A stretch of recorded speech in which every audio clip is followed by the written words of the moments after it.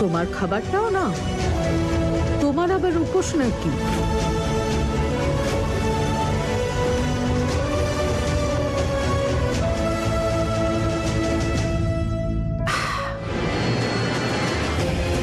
সবাই এখানে এসো।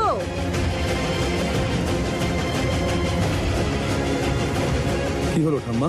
একজন বিশেষ অতিথি আসছেন, তাই তাকে স্বাগত জানানোর জন্য আমাদের সবার এখানে থাকা প্রয়োজন।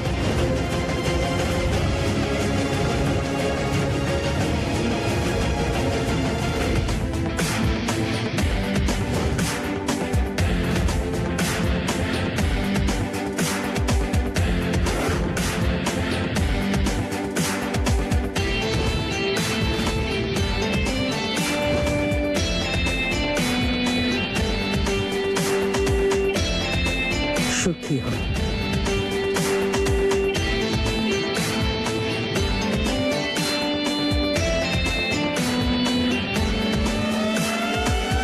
ইনি হলেন ডক্টর অঙ্কুশ। উনি আমাদের আশ্রমে গরিবদের বিনামূল্যে চিকিৎসা করেন। খুব সাধারণ আর ভালো মানুষ উনি। ওনাদের পরিবারটাও সেরকম, যাদের নাম করলে মানুষ মাথা নত করে। আমি ওনাকে ফুল বৌমা আর তোমার ব্যাপারে বলেছি, আর ওনার কোনো সমস্যা নেই।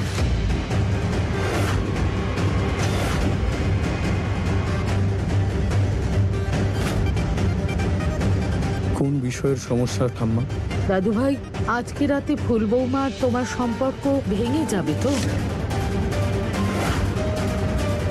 আর ফুল বৌমাকে তো এখান থেকে যেতে হবে, কিন্তু ফুল বৌমার যে কলঙ্ক হবে তার কি হবে?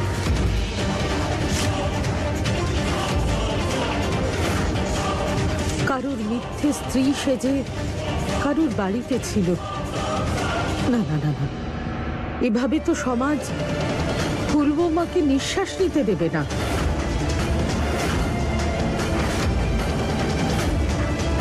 আমি ভাবলাম ফুল বৌমার ওপর থেকে এই কলঙ্ক দূর করে ওকে এক নতুন জীবন দিয়ে এখান থেকে রওনা করব।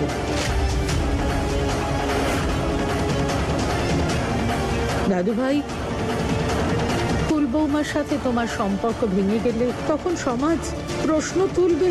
তার আগে ফুল বৌমা অঙ্কুশের সাথে নতুন জীবন শুরু করে দিক।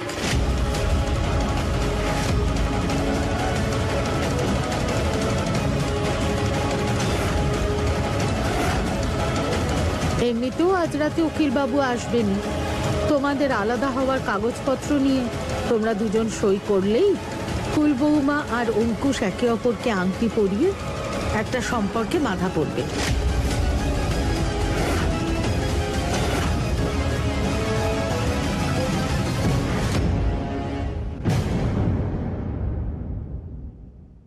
না, কিছু তো একটা গন্ডগোল আছে। আমার পা চোখটা লাফাচ্ছে, আর এরকমটা তখনই হয় যখন আমার চোখ সেটা দেখতে পায় যেটা চোখের সামনে আছে সেটা নয়, যেটা চোখে দেখতে পাওয়া যাচ্ছে না সেটা। যেরকম আমি ভেবেছিলাম সেই পরিণামই হচ্ছে। ফুল বৌমার জীবন বিপন্ন দেখে শোভন দাদু ভাই থাকতে পারেনি, আর সে আগুনে ঝাঁপ দিয়েছিল। যে আগুন ওদের মনেও লেগেছে সেটা তো আমরা সবাই দেখেছি। আর শুধু শোভন দাদু ভাই কেন, ফুল বৌমাও কিভাবে উপোসের জন্য ছটফট করছিল। আর সেই সিঁথিতে সিঁদুর পরা, এসব খুব ভালো সংকেত। কিন্তু মনে রেখো, এই সব কথা আমাদের তিনজনের মধ্যেই থাকবে। সরোজ বৌমা বলছে না ঠিকই, কিন্তু পরিষ্কার বোঝা যাচ্ছে যে ও অজয়ের জন্য খুব চিন্তিত। এসব ব্যাপার থেকে ওকে দূরে রাখাই ভালো। আচ্ছা মা ঠাকুর, এসব দেখার পর এটুকু তো বুঝতে পেরেইছি, এদের দুজনের মধ্যে ভালোবাসার নয়, সত্যিটাকে মেনে নেওয়ার সাহস নেই। আর ওদের ভালোবাসা ওদের মুখে তখনই আসবে যখন একে অপরের থেকে দূরে যাওয়ার ভয় পাবে। তাই আমি ফুল বৌমার জন্য সম্বন্ধ আনব। আশীর্বাদের মিথ্যে নাটক হবে, আর যেটা দেখে ফুল বৌমা আর শোভন দাদু ভাইয়ের মনের কথা মুখে আসবে, আর দুজনে এক হয়ে যাবে।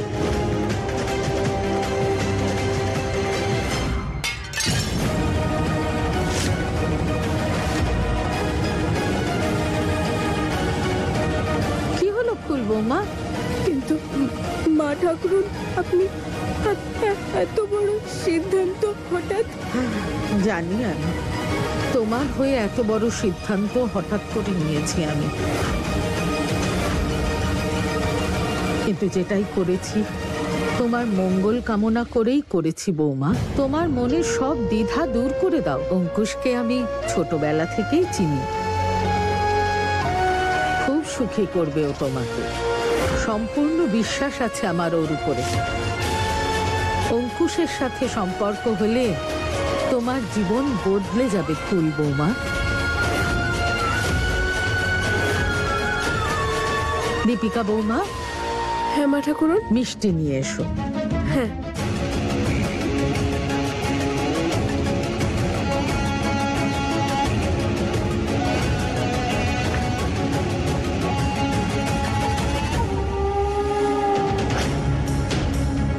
হে কানাই, এ তুমি কি করছো? আমি তো শোভনবাবুর জন্য আজ ব্রত রেখেছি, আর এখানে কেন তুমি আমায় এই পরীক্ষা এনে ফেললে? কি করে বারণ করব? অঙ্কুশ, এসো, নিজের হাতে ফুল বৌমাকে মিষ্টি মুখ করাও।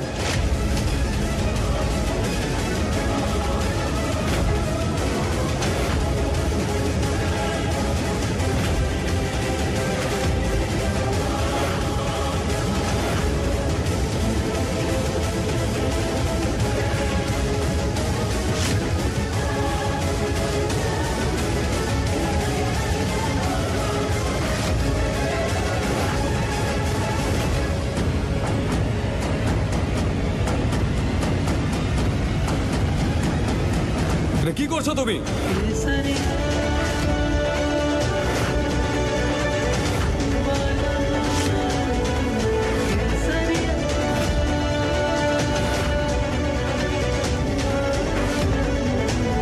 শোভন, তুই কি করছিস? অতিথিদের এভাবে অনাদর করতে নেই। ওই বলে শরীরটা খারাপ, তাই ডক্টর বলেছে যে ও কোনো মিষ্টি খেতে পারবে না।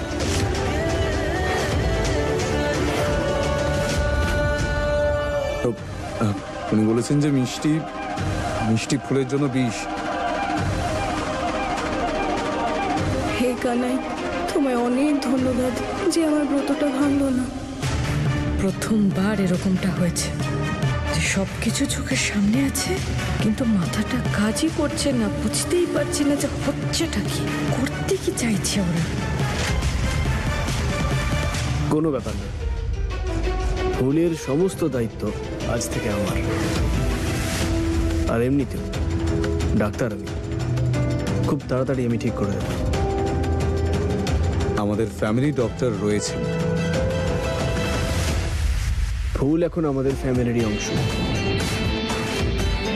তাই আজ থেকে এনার ফ্যামিলি ডক্টর আমিই হলাম। আমি তো বললাম আমাদের ফ্যামিলি ডক্টর আছেন। সারা জীবনের জন্য সাথী হচ্ছে, তাই এখন থেকে এনাকে আমাকেই বুঝতে হবে।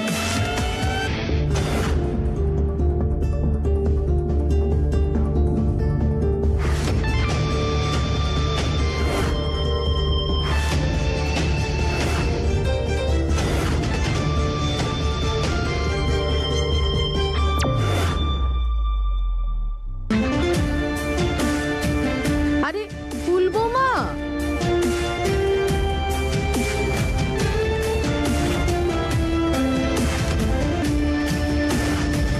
শোভন দাদু ভাই, ফুল বৌমার পছন্দ অপছন্দ তুমি তো ভালো করে জানো, তাই না? তাহলে ফুল বৌমার আশীর্বাদের প্রস্তুতি তুমিই নাও না।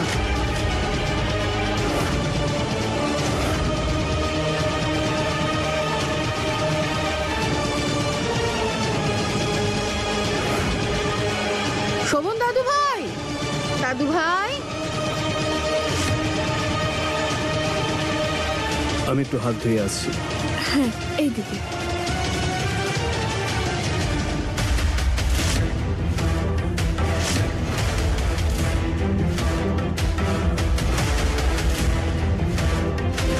এবার তো মিষ্টি মুখ করতেই হবে।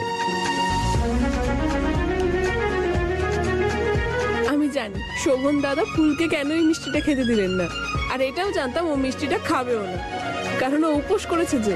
ব্যাস, এখন মনের কথাটা মুখ ফুটে বলতে বেশি সময় লাগবে না। বাগানে ঘুরছিস? হাঁটতে বেরিয়েছিস? কোথায় ছিলিস? কি হয়েছে স্মল গিন্নিমা? সব ঠিক আছে তো? চোখ বিক্রি করে ভুট্টা কিনে নিয়েছিস নাকি? দেখতে পাচ্ছিস না আমি টেনশনে আছি? যদি আশীর্বাদ হয়ে যায় তাহলে তার আগে আমি কি করে নিজের কাজ ছাড়বো? কোন কাজ?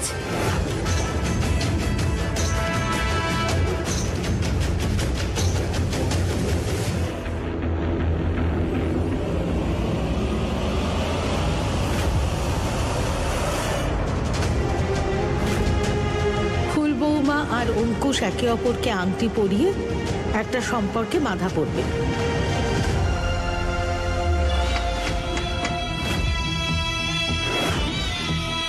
ফুল বৌমা,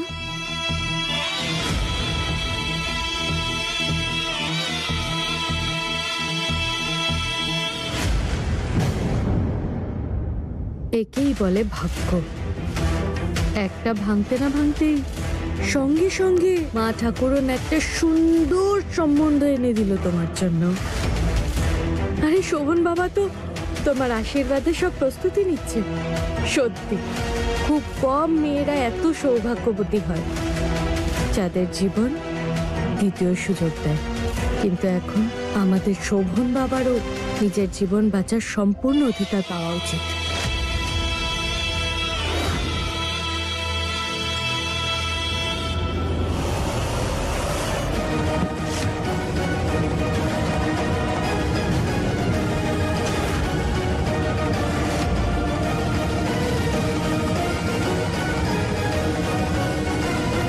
আরে তুমি এতে মুক্ত হবে। তোমার ভবিষ্যতের আসন্ন সব রকম আনন্দের গ্যারেন্টির কাগজ এটা। তোমার আর শোভন বাবার আইনত আলাদা হওয়ার সমস্ত কাগজ।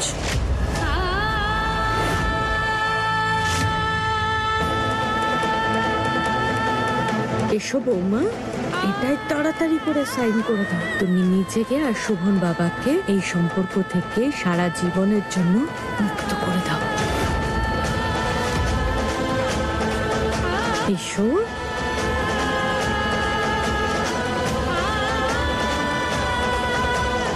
এই নাও।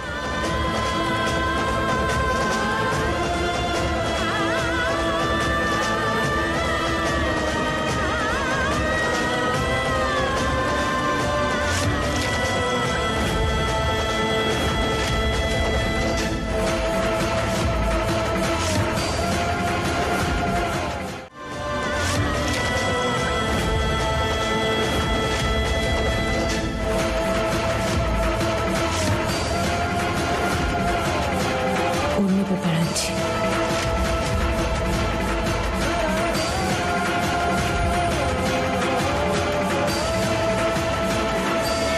এই খাবারটা খেয়ে নে। ভাই, এটা কি করে খাবো আমি? এটা যদি কোনো ভিখারিকেও দাও না, সেইটা তোমার মুখে ছুঁড়ে মারবে। আরে একটু ভালো খাবার দাও। আর শোনো, প্রত্যেক সপ্তাহে তোমাকে টাকা পাঠানোর দায়িত্ব আমার, বুঝেছো?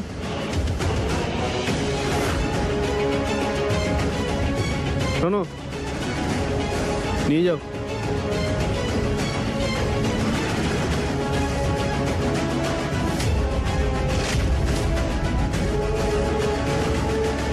তখনই ব্যবহার করো যখন খুব দরকার পড়বে।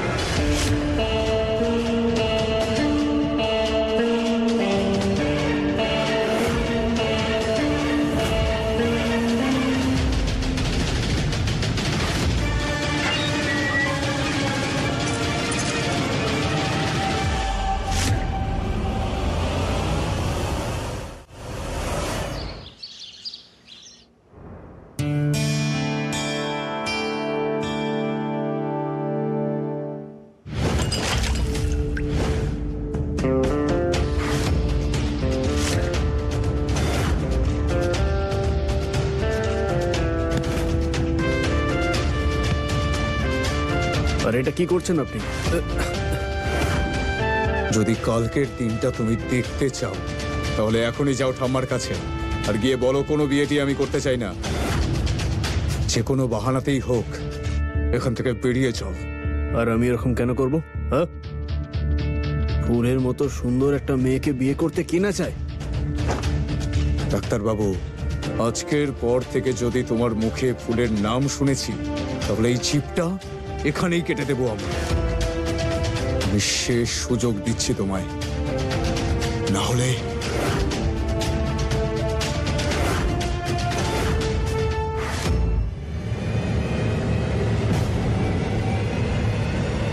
মনে থাকে যেন।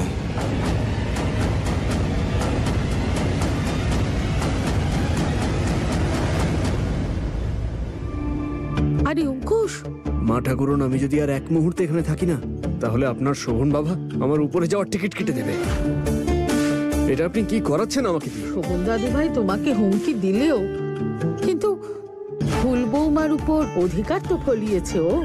আরে এটাই তো বুঝতে হবে যে সূত্রপাত হয়েছে নিজেদের সম্পর্ক স্বীকার করার। তার মানে দুজন ভালোবাসার মানুষকে মেলানোর জন্য যদি তোমার বিপি বাড়ে তাতে দোষ আছে নাকি?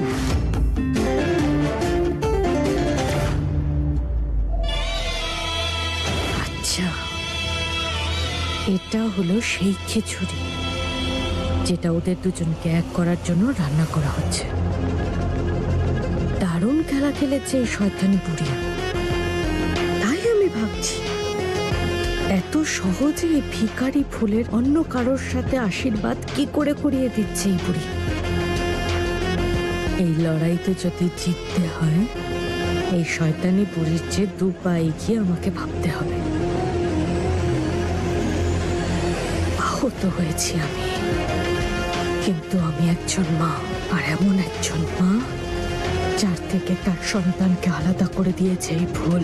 আমি তো ওদের ছাড়বো না। প্রথমে ওই ফুলকে, তারপর শোভন বাবাকে। এই তিন মূর্তির চালকে আমি একদম সম্পূর্ণ হতে দেব না।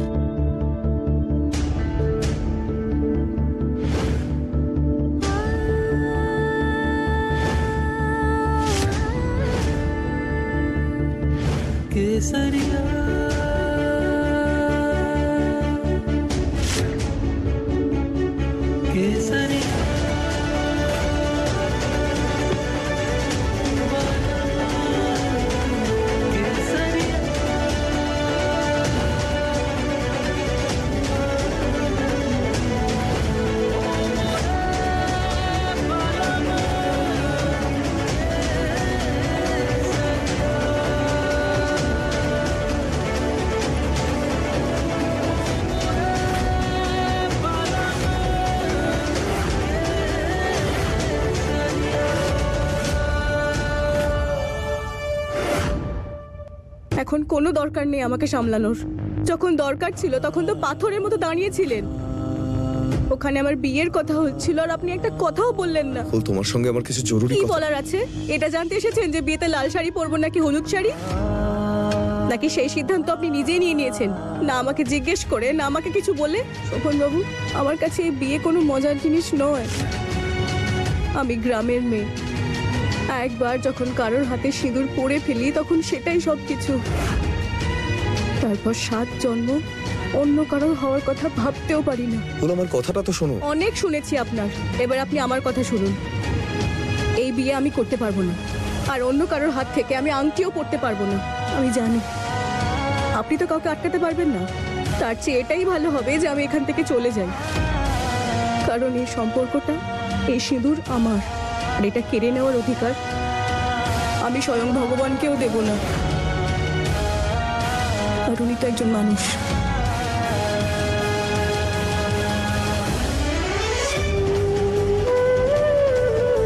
চলে যাচ্ছি, কিন্তু আপনি এইটুকু করতে পারবেন তো? মা ঠাকুরনা সবাইকে বলবেন যে এই বিয়েটা আমি করতে চাই না। আমি অন্য কারোর সঙ্গে এভাবে সম্পর্ক জুড়তে পারি না।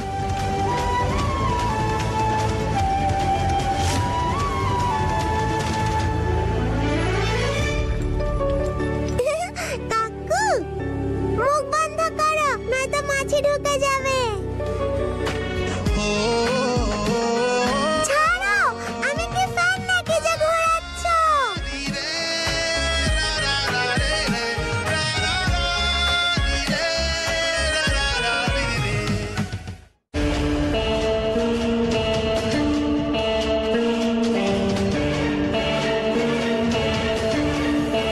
ফুল, শোভন, আসছি আমি।